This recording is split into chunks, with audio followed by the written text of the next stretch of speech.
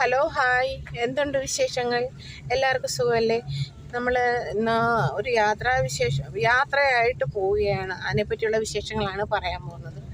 നമ്മളിപ്പം മാമ്പഴത്ര പാസ് ചെയ്തു. ഇപ്പം വെള്ളിമല, അപ്പം അതുപോലെ വെള്ളിമല അടുക്കാറായി. വെള്ളിമല പാസ് ചെയ്ത് വേണം നമുക്ക് എവിടെയും പോകാൻ. നമ്മൾ മിക്കവാറും അതുവഴിയാണ് പോകുന്നത്.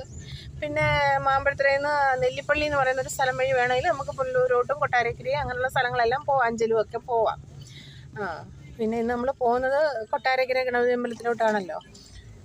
അവിടുത്തെ മെയിൻ വഴിപാടെന്ന് പറയുന്നത് ഉണ്ണിയപ്പമാണ്.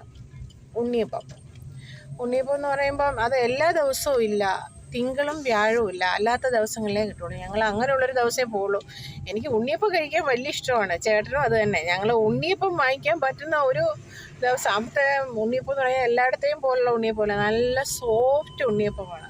അവിടുത്തെ മുഖ്യ വഴിപാടെന്ന് പറയുന്നത് അത് തന്നെയാണ്. ഭയങ്കര ക്യൂ ആണ് ഉണ്ണിയപ്പം വാങ്ങിക്കുന്നത്. അതൊക്കെ ഒക്കുമെങ്കിൽ അതിൻ്റെയൊക്കെ വീഡിയോ, അവിടെ ക്യൂവിൻ്റെയും മറ്റും ഉണ്ണിയപ്പം വാങ്ങിക്കുന്ന ഭാഗത്തെയൊക്കെ കാര്യങ്ങൾ ഒക്കുമെങ്കിൽ ഞാൻ ക്യാമറ അലൗഡ് ആണെന്നുണ്ടെങ്കിൽ ഒക്കുമെങ്കിൽ ഞാൻ കാണിക്കാൻ നോക്കാം കേട്ടോ.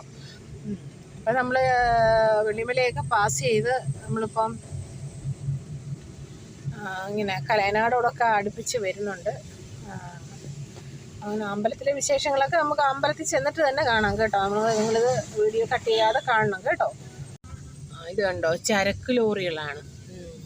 ഇത് നമുക്ക് യാത്ര ചെയ്യുമ്പോൾ വലിയ ഡിസ്റ്റർബൻസ് ഉണ്ടാക്കുന്നുണ്ട് കേട്ടോ. പല അപകടങ്ങളും ഉണ്ടാകുന്നുണ്ട്. വളവ് സ്ഥലങ്ങളൊക്കെ ഉണ്ടോ, ഇതൊക്കെ കണ്ടോ, വളവ് ഏരിയകളാണ്. ഇവിടെയൊക്കെ ഒരുപാട് ആക്സിഡൻ്റൊക്കെ ഉണ്ടായ സ്ഥലങ്ങളാണ്. ഇങ്ങനെയുള്ള ലോറികളാണ് കൂടുതൽ വിഷയം ഉണ്ടാകുന്നത്. ഇവർ രാത്രിയിലൊക്കെ ഉറക്കമൊഴിഞ്ഞൊക്കെയാണ് വണ്ടി ഓടിക്കുക. എന്നാൽ ഇവർ എവിടെയെങ്കിലും ഒന്ന് നിർത്തി വിശ്രമിച്ചിട്ടൊക്കെ പോകണ്ടേ, അതില്ല. അവരിങ്ങനെ ഉറങ്ങിയൊക്കെയാണ് വണ്ടി ഓടിക്കുന്നത്. നമുക്ക് യാത്ര ചെയ്യുമ്പോൾ ഇതേപോലുള്ള, ഇപ്പോൾ രാവിലെ ആയതുകൊണ്ട് തിരക്ക് കുറവാണ് കണ്ടോ. എന്നാലും കണ്ടോ ലോറികൾ വരുന്നത് കണ്ടോ. ഈ വെള്ളിമല പുനലൂർ റൂട്ടിൽ ഭയങ്കര ഡിസ്റ്റർബൻസാണ് ഈ ലോറികളുടെ ഒരു സഞ്ചാരം. ഇപ്പം നമ്മൾ കലയനാടെത്തി. മാമ്പഴത്തറയിലൊന്നും വലുതായിട്ട് മഴ പെയ്തില്ല, ചെറുതായിട്ടൊന്നും പെയ്തു. പക്ഷേ ഇവിടെയൊക്കെ നല്ല രീതിയിൽ പെയ്തിട്ടുണ്ട്. നിങ്ങളുടെ അവിടെയൊക്കെ മഴയുണ്ടോ?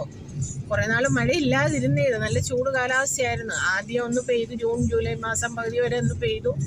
ഇപ്പം വീണ്ടും മഴ പെയ്തു തുടങ്ങി. കാലക്കെടുതികളൊന്നും ഉണ്ടാവാതിരിക്കാൻ നമുക്ക് ദൈവത്തോട് പ്രാർത്ഥിക്കാം, ഇല്ലയോ? വലിയ മഴയൊന്നും ഈ വർഷം മഴ കുറവെന്നാണ് ന്യൂസിലല്ലേ ചേട്ടാ? ഓണമൊക്കെ മഴയായിരിക്കും. കൂടാതെ വാവൊക്കെ വരുമല്ലേ, വാവിനൊക്കെ എല്ലാ വർഷവും നല്ല മഴയാണ്. പക്ഷേ കഴിഞ്ഞ വർഷത്തെ പോലൊരു മഴക്കെടുതി കാണില്ലെന്നാണ് നമ്മുടെ ഒരു വിശ്വാസം. ഇത് കണ്ടോ, കലയനാട് പാലമാണ്. ഈ പാലം, ഇതിനടിയിൽ കൂടെ റെയിൽവേ സർവീസ് ഉണ്ട്, ട്രെയിൻ സർവീസ് ഉണ്ട് കേട്ടോ. ഇനി ആ പാലം ഇനിയിപ്പം പുതുക്കിയൊക്കെ പണിയാൻ പോവുകയാണ്. അന്നേരം വലിയ രീതിയിലൊക്കെ അത് ഈ പാലം പണിയാണ്. ഇവിടെ ഭയങ്കര ഗതാഗത കുരുക്കാണ് ഈ സ്ഥലം. ഇപ്പം ഈ സമയം ആയതുകൊണ്ടാണ് വലുതായിട്ട് ഗതാഗത കുഴപ്പങ്ങളൊന്നും ഇല്ലാത്തത്. കാരണം ഇപ്പം ഒരുപാട് സമയമായില്ലല്ലോ, ഒരു 10 മണിയൊക്കെ ആയാൽ ഈ ഭാഗത്തൂടെ പോകാൻ ഭയങ്കര പാടാണ്. എന്തായാലും ആ പാലം പെട്ടെന്ന് വരണേ എന്ന് നമ്മൾ പ്രാർത്ഥിക്കുകയാണ്. കലയനാട് പാലം. അപ്പം നമ്മൾ പുനലൂർ എത്തിക്കഴിഞ്ഞു. പുനലൂരെത്തി. നമുക്ക് കൊട്ടാരക്കരയിലേക്ക് പോകേണ്ടുന്നത് എഴുകോണ്.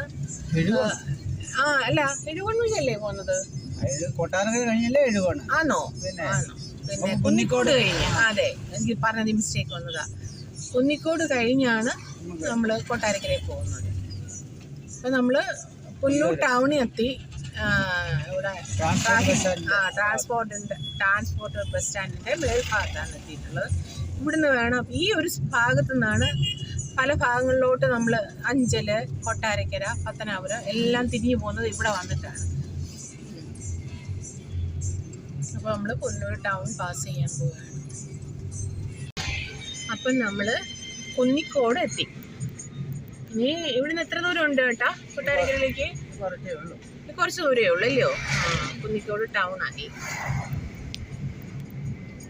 അമ്പലം ഒരു 4 മണിയൊക്കെ ആകുമ്പോഴേ തുറന്നു കാണും, അല്ലയോ? നിർമ്മാലിയൊക്കെ 4 മണിയാകുമ്പോഴത്തേക്ക് തുറക്കും.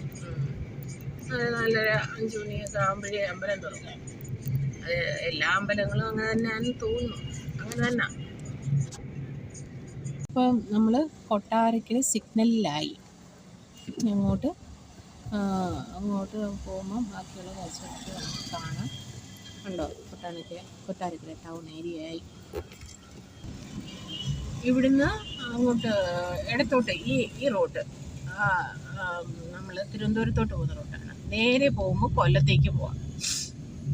ഇവിടെ അടുത്ത് തന്നെയാണ് നമ്മൾ ട്രാൻസ്പോർട്ട് ബസ് സ്റ്റാൻഡും ഒക്കെ. ഈ സിഗ്നലിന് വലതുവശം തിരിഞ്ഞു പോകണം.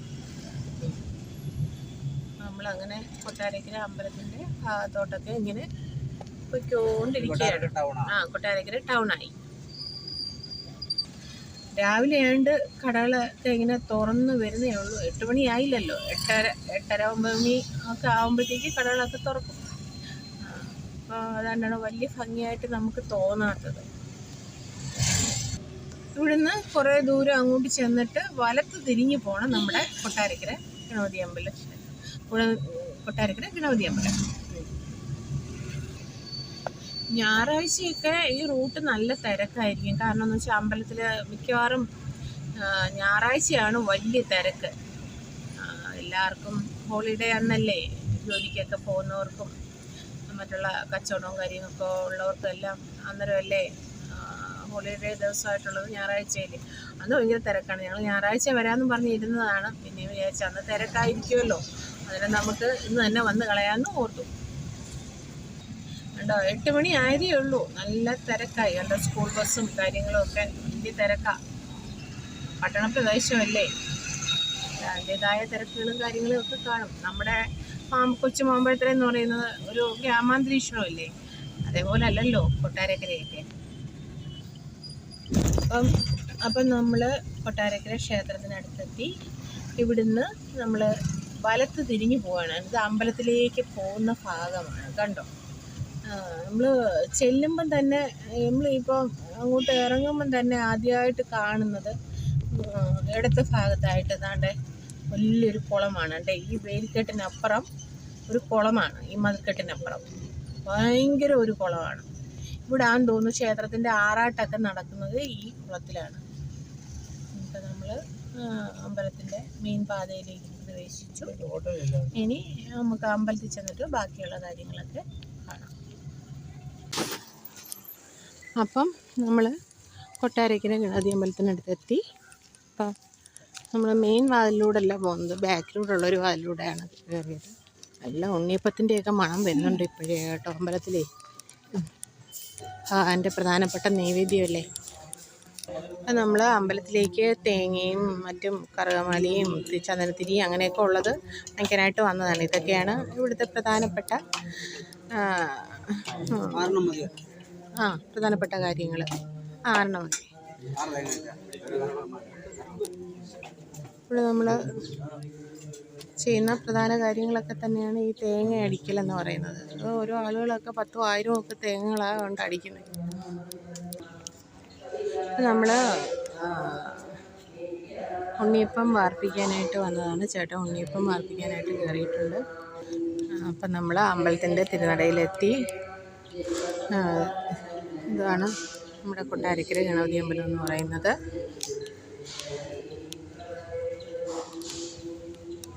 കണ്ടോ കാഴ്ചകളൊക്കെ. കണ്ടോ, ഇവിടെ ഏറ്റവും വലിയൊരു തൂണാണ് കേട്ടോ. ഇവിടുത്തെ കൊടിമരം, ഉത്സവത്തിന് കൊടിയേറ്റം നടത്തുന്നത് ഈ കൊടിമരത്തിലാണ്. ചുറ്റും നടപ്പന്തലൊക്കെ ഉണ്ട് കണ്ടോ. കാരണം നമ്മൾ കൊട്ടാരക്കര ഗണപതി അമ്പലത്തിൽ വന്നു ചേർന്നു. അപ്പം നമ്മൾ ഗണപതി അമ്പലത്തിൻ്റെ ബാക്ക് വശം വന്നിട്ടുണ്ട്. ഇവിടെയാണ് ഉണ്ണിയപ്പം അർപ്പിക്കുന്നത്. ഇവിടുന്ന് വലിയ ക്യൂ ഇല്ല. നമ്മൾ പ്രതീക്ഷിച്ച പോലെ വലിയ ക്യൂ ഒന്നുമില്ല. അത് ഒരു നല്ല കാര്യമാണ് അല്ലേ.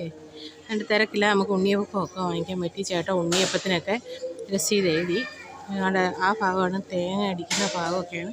ഇവിടെ തുലാഭാരം എടുക്കുന്ന ഭാഗമാണെന്ന് തോന്നുന്നു. ഇവിടെ സർപ്പക്കാവും മറ്റുമാണ്. അപ്പം നമ്മൾ ഈ വീഡിയോ വൈൻഡപ്പ് ചെയ്യുന്നു. അപ്പം ഇത് രണ്ടും കൂടെ ഇവിടെ എല്ലാം പ്രാർത്ഥിച്ചു കഴിഞ്ഞു.